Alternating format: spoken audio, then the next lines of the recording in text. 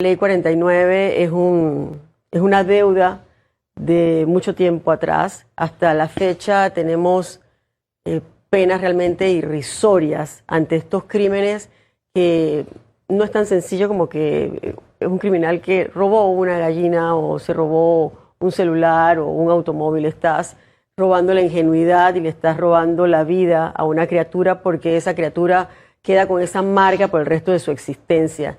Y las penas tienen que ser de acuerdo al daño que tú estás causando. Entonces, hasta la fecha, la pena máxima en estos casos específicamente es de 12 a 15 años. Al ser de 12 y 15 años, cuando llegan las personas ante el sistema penal acusatorio, declaran su culpabilidad, que se sienten muy mal por haber cometido semejante acto tan deleznable, y en lugar de darle la pena máxima, lo que hacen es darle entre 6 y 8 años. Esto indica que al cumplir las 2/3 partes de su pena, esa persona sale libre. ¿Y a qué sale? Probablemente a reincidir, a llevar a cabo ese mismo acto que lo llevó a estar tras las rejas. Yo creo que lo más importante aquí es extraer de la sociedad a esas personas. ¿Por qué? Una persona que siente placer al tener relaciones sexuales con una criatura es una persona que no está bien, está mal y probablemente va a seguir luchando con sus demonios internos, pero su propia naturaleza lo va a orillar a reincidir. Si nosotros tuviéramos la posibilidad de tener un acompañamiento psicológico, psiquiátrico en un momento dado que permitiera mantenerlo fuera de esos pensamientos, sería otra historia, pero tampoco tenemos los especialistas la cantidad necesaria. Tenemos solamente 2 psiquiatras forenses a nivel nacional. Estamos también adoleciendo de psicólogos clínicos en un momento dado, así que hay que hacer algo. Yo creo que nuestro principal activo y de lo que tenemos que sentirnos orgullosos y tratar de sacarlos adelante, protegerlos y cuidarlos, es precisamente a nuestra niñez. Y algo está pasando, mi querido amigo, y es que los niños están desapareciendo también. Sí. Están desapareciendo, yo creo que día con día, y esto tenemos que darle gracias a la alerta Amber, que aunque no funciona todavía a la fecha de manera eficiente, porque no había una ley como tal, ya fue aprobada el miércoles pasado, y fue un día histórico el miércoles pasado en la Asamblea Nacional de Diputados, porque fue aprobada la ley Amber y también fue aprobado mi proyecto, la ley 49, 2 proyectos que van de la mano uno con el otro. Hemos tomado una gran relevancia. Estamos viendo más bien con otros ojos a la alerta Amber desde que se emitió por la niña Kai, una niña que desapareció el 24 de diciembre del año 2023. Estuvo desaparecida prácticamente todo el año, pero fue una alerta Amber que se dio a destiempo, se dio mucho más tarde de lo que debió haberse dado. El asunto es que ahorita solamente contamos con una página de Instagram, que es donde se postea, y algunas personas recibimos esas alertas porque las tratamos de compartir con la mayor cantidad de personas posibles, pero es imperativo que esas alertas se den de manera inmediata y para eso necesitamos el apoyo y el acompañamiento constante por parte de las telefónicas.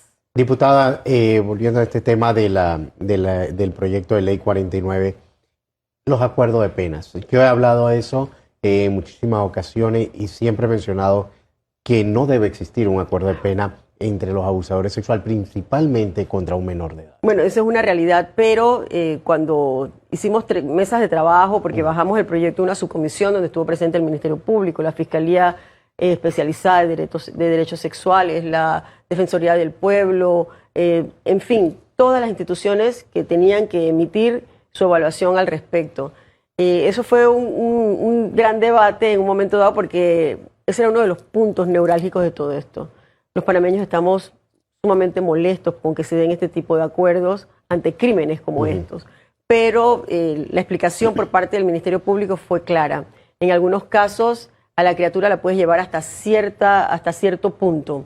Lo que se trata es de no revictimizar a la criatura porque tiene que repetir una y otra vez, recordar ese triste suceso por el que acaba de atravesar. Entonces ahí entra en juego la manera en que el fiscal va llevando el caso y puede lograr en un momento dado, que se ha dado en múltiples ocasiones, que la persona, el victimario, acepte su culpabilidad. Y al aceptar su culpabilidad de esa manera hay que llegar a algún tipo de acuerdo. Es lo que dicta. Bien. ¿Qué sucede si se da un homicidio? Bueno, estamos hablando entonces de penas desde 30 años. Ya, ahí se cambia. Eso es importante. También incluye, los actos libidinosos. Hasta la fecha los actos libidinosos tienen una pena de 2 a 4 años, lo que implica que al ser menores de 5 años esa pena es totalmente conmutable. Y no debería ser. Nosotros estamos solicitando penas entre 6 y 8 años. Y repito, esto no nos elimina del panorama el problema, pero sí nos da la oportunidad de extraer de la sociedad a estas personas que tanto daño causan. Porque funciona de algo, diputada, los registros de abusadores sexuales. Bueno, existe el registro de abusadores sexuales, es una realidad, pero muere en su génesis porque se trataba de conseguir una herramienta de prevención de este tipo de crímenes. Pero a la hora de la hora, en la misma ley que le da luz, en el artículo 13 y el 14, habla de que hay que blindar y hay que proteger la identidad del victimario. Entonces, ¿en qué quedamos? O sea, una persona como esa probablemente va a reincidir. Necesitamos saber quién es. Esas personas no pueden vivir cerca de una escuela, no pueden vivir cerca de un parvulario, no pueden vivir cerca de una iglesia. Es una realidad y como ciudadanos tenemos derecho a saber quiénes son las personas que están viviendo en nuestra calle, en nuestro edificio, cerca de nuestras casas o cerca de las escuelas de nuestros hijos. Aquí no se tocó el tema de la castración química. La castración química fue un proyecto precisamente de la exdiputada Fátima Grasal, pero a la hora de la hora conlleva una gran cantidad de gastos, porque tiene que haber un acompañamiento constante, porque la inoculación de esos químicos que inhiben su líbido tiene que ser constante. Entonces, por otro lado, el que inhiban su líbido no significa que estamos arreglando el problema que está en su azotea, ¿no? Entonces, eso es un grave problema. Porque en otros países han visto que un agresor sexual con esta castración química abusa de otra manera. Claro, porque hay otras maneras también de hacerlo, o sea, con algún objeto, incluso con otras partes de su propio cuerpo, porque lo que está mal es su psique.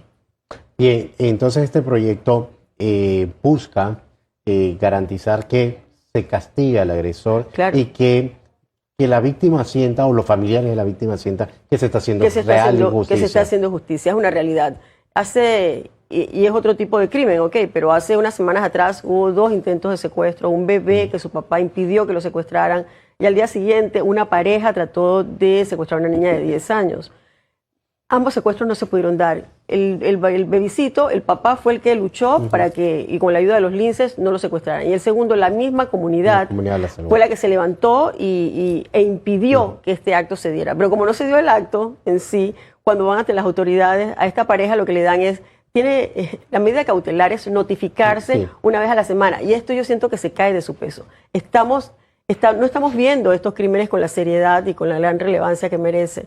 Estamos tal vez mirando para otro lado y es algo que no podemos permitirnos. Es como si el agresor sexual diga, no llegué a cometer el acto. Así es. Pero tuvo la intención. Tenía la intención. Y lo que tenemos que procurar es que no se llegue a cometer y poder extraerlo de